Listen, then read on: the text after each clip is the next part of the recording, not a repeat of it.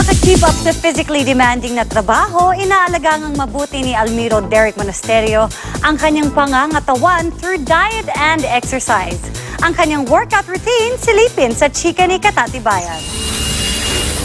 Lahat ng senses ko. Mula kay Gil Cuerva na si Mateo ng My Love from the Star, kay Benjamin Alves na si Paul sa I Heart Davao, at Derek Monasterio na si Almiro sa Mulawin versus Ravenna.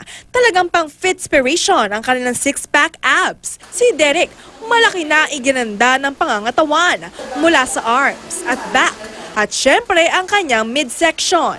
Yung mga in-avoid ko talaga para maging fit.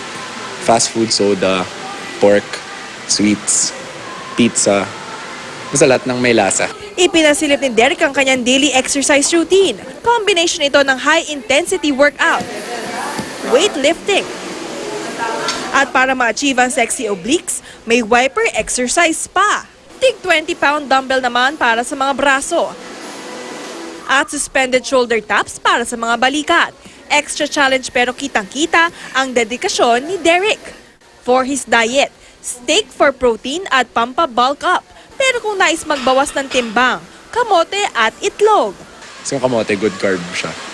Tapos, yung eggs naman, protein talaga siya. Malaki raw ang naitutulong ng malakas na pangangatawan lalo at magdamagan ang taping. Physically demanding din ang mga eksena at marami ang maaabangang fight scenes. Naging hari na si Almiro. Tapos kailangan yung abangan kung kaya ba niyang i-lead yung Avila papunta sa kabutihan or kaya ba niyang i-lead yung mga tao niya and kaya ba niyang talunin ang kasamaan. Katatibayan, updated sa Showbiz Happenings.